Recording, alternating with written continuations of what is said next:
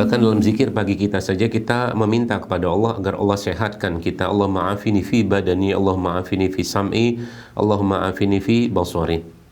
Jadi kita meminta kepada Allah agar disehatkan raga kita, pendengaran kita, ya, penglihatan kita, dan seterusnya. Maka urusan kesehatan dalam Islam, Bapak Ibu sekalian, itu sebenarnya sangat jelas ya, yang kita bisa teladani itu dan bisa kita aplikasikan ya. Dan tentunya kesehatan ini adalah salah satu cara atau bagian dari agama Islam itu sendiri ya. Karena Imam Syafi'i pun mengatakan bahwa salah satu kerugian umat Islam adalah ketika ilmu tentang pengobatan atau kesehatan diserahkan kepada orang-orang di luar Islam ya.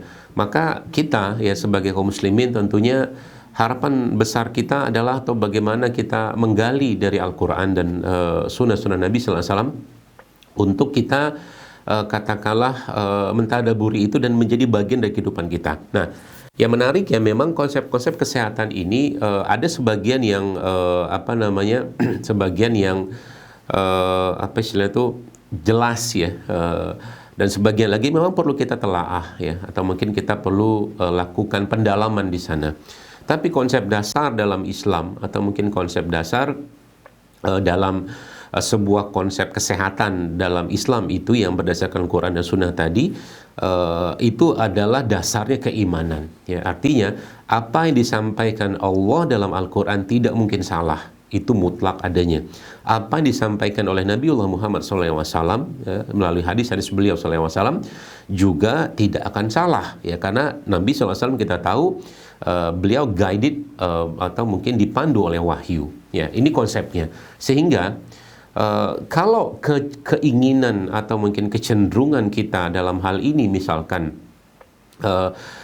ingin mengetahui itu, kita sudah punya batasan ya, kita sudah punya batasan tentang akidah atau keimanan kita terhadap apa yang Allah jelaskan atau apa yang disampaikan Nabiullah Muhammad SAW tadi. Contoh begini biar gampang dicernanya. Kita tahu bahwa salah satu yang disebutkan Allah dalam Al-Quran ya,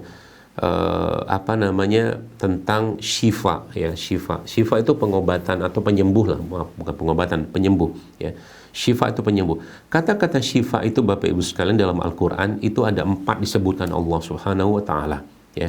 Kata-kata syifa. Apa beda syifa dengan dawa? Kalau dawa itu obat, obat itu ya misalkan ada orang sakit misalkan kemudian dia minum misalkan paracetamol, dia demam, itu obat gitu kan. Tapi syifa ini sifatnya luas ya, dia penyembuh, dia bisa melingkupi berbagai aspek, bahkan aspek penyembuhan tadi itu bukan cuma pada satu sisi atau satu aspek saja, yaitu syifa, jadi luas banget, dia penyembuh. Nah, menariknya dalam Al-Quran ya, dalam Al-Quran itu subhanallah Bapak Ibu sekalian bahwa ternyata kata syifa dalam Al-Quran itu ada 4, dan 3 dari syifa tadi, dari 4 kata syifa tadi adalah Al-Quran ya. Oke, saya ulangi sekali lagi ya. Jadi dalam Al-Quran itu ada disebutkan 4 kata syifa, dan 3 kata syifa itu adalah Al-Quran.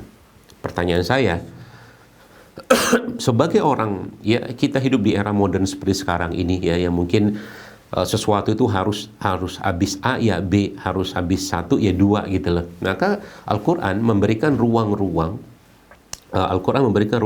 yang seringkalinya tidak terjangkau oleh oleh pemikiran kita ya. Contoh bagaimana Al-Fatihah bisa menyembuhkan, bagaimana Al-Fatihah bisa menurunkan demam. Apakah itu ada contohnya? Ya kalau kita belajar dari para salafus soleh atau orang-orang soleh zaman dulu, itu semua ada contohnya. Semua ada contohnya. Sehingga keyakinan mereka itulah yang membuat mereka bisa merasakan keberkahan dari syifanya Al-Quran tadi. Ya, syifanya Al-Quran tadi. Nah, ini perlu saya jelaskan di awal karena ini bagian dari keimanan atau akidah kita kepada Allah Subhanahu wa taala, keyakinan lah seperti itu. Maka kalau kita sudah sampai pada titik itu, kita lebih gampang bicara hal-hal yang fisik ya. Ya, kalau kita sudah sampai pada titik kita meyakini gitu kan. Nah, pertanyaannya, misalkan ini kita bicara ada penelitiannya, katakanlah pada era modern kayak sekarang ini ada atau tidak penelitiannya, itu urusan belakangan. Tapi keyakinan itu sudah lebih dahulu mendominasi diri kita daripada hal-hal yang bersifat teknis yang kita kerjakan dengan ilmu kita yang katakanlah apa namanya, tidak terlalu banyak ya, seperti itu.